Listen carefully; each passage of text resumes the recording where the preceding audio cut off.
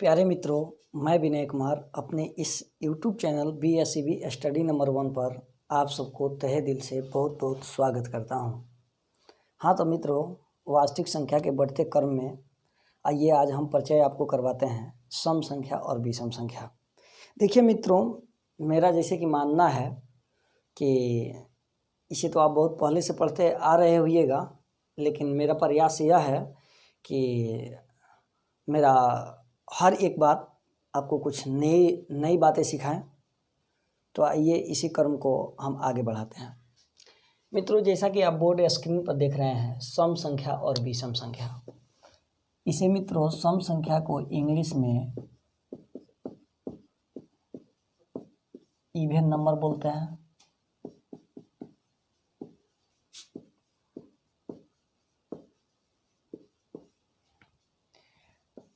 आइए सम संख्या को थोड़ा समझने का प्रयास करते हैं।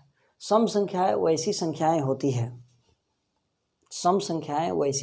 होती है जो दो की गुणज होती है या दो की अपवर्त्य होती है। यदि एक लाइन में मित्रों मैं बात कहूँ तो कोई भी संख्या सम संख्या तब कहलाती है यदि उस संख्या के अंतिम अंक जो होता है, यदि 0 होता है, 2 होता है, 4 होता है, 6 होता है, 8 होता है, तो वह सभी संख्याएं सम संख्या कहलाती है। जैसे मित्रों मैं बात कहूँ 24, तो इसके अंतिम अंक जो है 4, यह सम संख्या है। दूसरा मैं परिभाषा यह दिया था कि सम संख्या वह संख्या होती है जो दो की गुणज होती है। कहने का मतलब मित्रों, जैसे मैं यह 10 पूछूं कि यह सम संख्या है कि नहीं है, तो आप इससे भी बतला सकते हैं, क्योंकि लास्ट में आप 0 देख रहे हैं इसलिए यह सम संख्या है। और यह 2 की गुणज है। 2 की गुणज का मतलब कि यह 2 के मल्टीपल, 2 को यदि आप गुणा करते जाएंगे प्राकृतिक संख्या 1 से, 2 से, 3 से, 4 से, 5 से, तो यह 10 इसमें आ जाएगा। अच्छा, गुणज कहने का मतलब मित्रों एक बात और आता है। जैसे मैं कहूँ कि 10 का गुणज 2 है, तो इसका मतलब यह निश्चित हो जाता है कि यह 2 जो है 10 को निश्चित रूप से पूर्णतः विभाजित करेगा।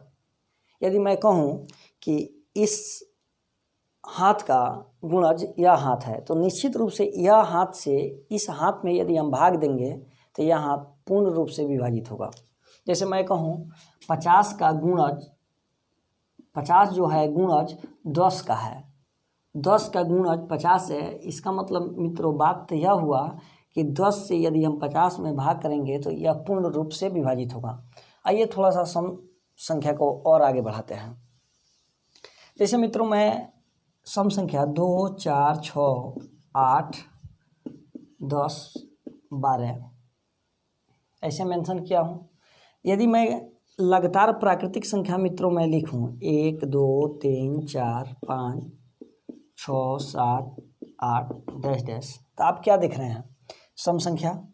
अच्छा, एक बात 0 पर मैं ज़्यादा चर्चा नहीं करूँगा मित्रों, क्योंकि यह 10th क्लास के लिए बहुत ज़्यादा इम्पोर्टेंस नहीं है, और मेरा प्रयास यह है कि हम जो भी बातें करें वह 10th क्लास के लिए उपयोगी साबित हो।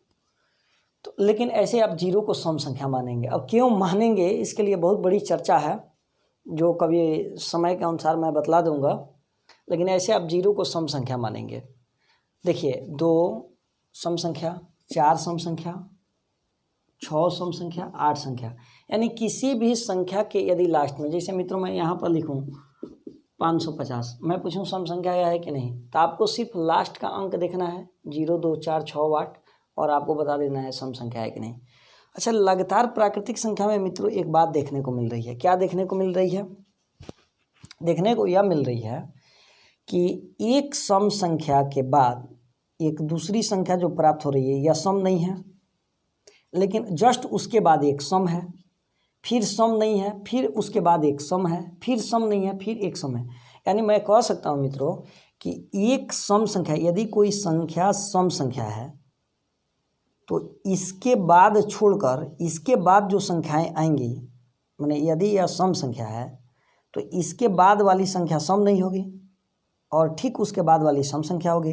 जैसे यह सम है तो इधर सम नहीं होगी और इधर सम होगी। तो मैं कह सकता हूँ मित्रों कि सम संख्या का मतलब कि जिसमें 2 से भाग लग जाए। 2 से भाग लगने का मतलब कि वह संख्याएं जो है वह 2 की गुणज है। जैसे मैं कह रहा हूँ कि 10 में 2 से भाग लग जाएगा, यानी इसका मतलब यह हुआ कि 2 10 का गुणज है। अच्छा मित्रों, यदि कोई भी संख्या यदि 2n रूप में आ जाए तो इसे हम सम संख्या कहेंगे। 2n रूप कहिएगा, ये n क्या है? n का मतलब कोई भी प्राकृतिक संख्या, जैसे 1 2 3 4 5 आप कुछ भी ले सकते हैं, यदि वह 2n के रूप में आ जाए तो उसे हम सम संख्या कहेंगे। अरे देखो ना मित्रों, मैं किया हूँ।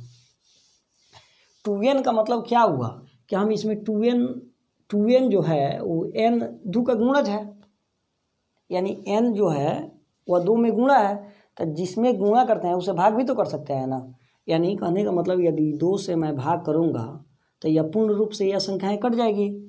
2n में यदि 2 से मैं भाग दूं तो यह 2n पूर्णतः 2 से कट जाएगी।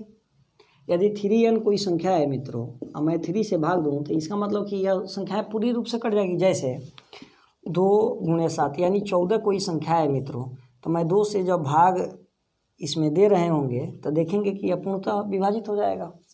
तो कोई भी संख्या यदि 2n रूप में हो तो उसे हम कह सकते हैं कि वह सम संख्या है। आइए थोड़ी सी चर्चा और करते हैं हम।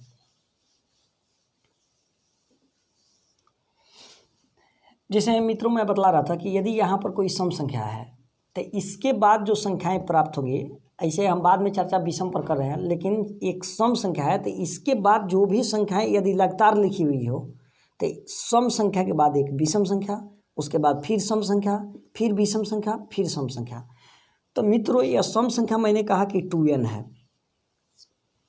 2n के रूप में जो भी संख्याएं लिखी हो उसे हम सम संख्या कहेंगे।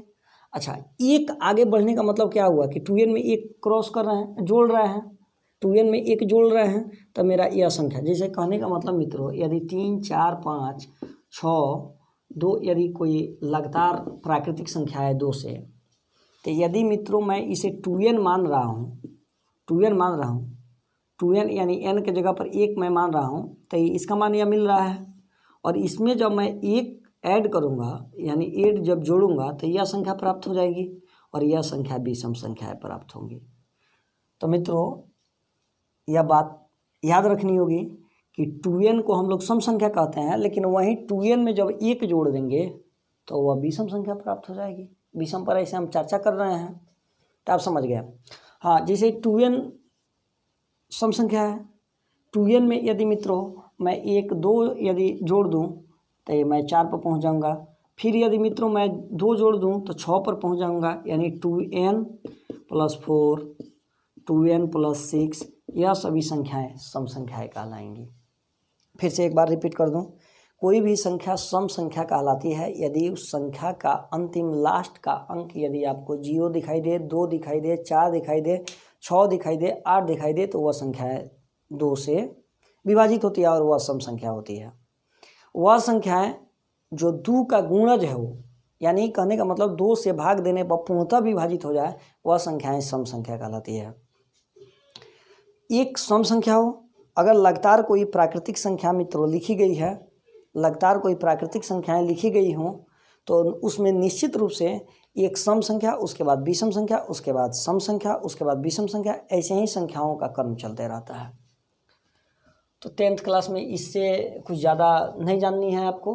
अब चलते हैं हम विषम संख्या। विषम संख्या क्या होता है मित्रों? विषम संख्या को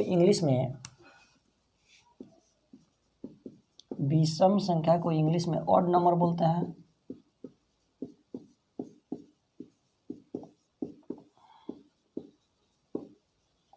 ऑड नंबर बोलते हैं मित्रों। यह क्या होती है? अच्छा, सम संख्या मित्रों 0 को भी सम संख्या कहते थे। यदि मैं पूछूं जस्ट छोटी मैंने सबसे छोटी सम संख्या बताइए तो 2 हो जाएगी। और सबसे बड़ी सम संख्या कहूँ तो आप उसे नहीं बता सकते हैं। बता पाएंगे क्या? नहीं बता पाएंगे।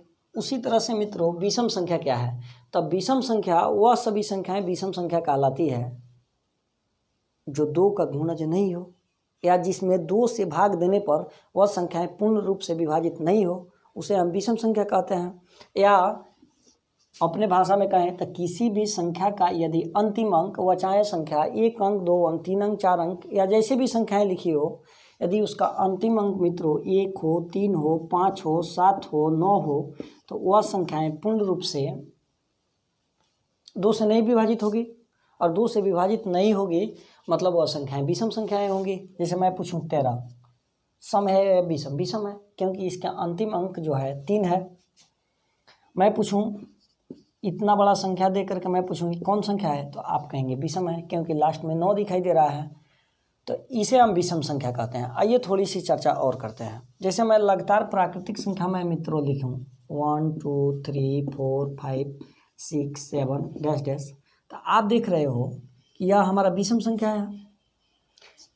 विषम, उसके बाद सम, फिर विषम, फिर सम, फिर विषम, यानी मैं कह सकता हूं कि एक विषम संख्या के अगल या बगल में सम संख्याएं होती हैं, और उसके जस्ट बगल में विषम संख्याएं होती है। जैसे मैं कहूं मित्रों यह 5 विषम संख्या है, तो देखिए ना, यहाँ पर सम संख्या और यहाँ पर विषम संख्या, यानी एक क्रम छोड़ने के बाद यदि मैं मित्रों इसे n मान लूँ, मैं मान लूँ कि n का मान जो है 5 है, तो अगली हमें विषम संख्या यदि लिखनी हो, यानी जस्ट इसके अगली विषम संख्या लिखनी हो, तो n में क्या जोड़ना पड़ेगा? 2 जोड़ना पड़ेगा, तब ना हम विषम 7 पर पहुँचेंगे। देखो ना, 5 में 1 जोड़ेंगे तो 6, जो कि सम हो गया, लेकिन वहीं 2 जोड़ेंगे तो हम 7 पर पहुँच जाएंगे। यदि मैं कहूँ मित्रों कि n यदि 5 माने हैं और इसके पीछे वाला हमें, जस्ट पीछे वाला हमें विषम संख्या चाहिए, तो क्या करेंगे? n-2 कर देंगे। तो सम संख्या के लिए आप समझ गए कि किसी भी संख्या का यदि अंतिम अंक 0 2 4 6 8 होता है तो उसे सम संख्या कहते हैं। यदि संख्या का अंतिम अंक 1 2 3 1 3 5 7 9 होता है तो उसे हम विषम संख्या कहते हैं। तो चलिए आज इतना ही। कल हम वास्तविक संख्या, यूक्लिड विभाजन एल्गोरिथम और अंकगणित के आधारभूत प्रमेय पर बातें करेंगे। उसके बाद प्रश्नावली पढ़ेंगे मित्रों। और गणित पढ़ने का उद्देश्य यह है कि हमें तार्किक तरीका से किसी भी विषय को समझने की जो शक्ति है वह बढ़ जाए। गणित का मतलब यह नहीं हुआ मित्रों कि हम सिर्फ क्वेश्चन बना लेते हैं। आखिर क्वेश्चन बनाने के पीछे क्या उद्देश्य है, हमारी क्या मंशा है, इसे हम क्या अपना डेवलप करना चाहते हैं, यह गणित सिखाती है।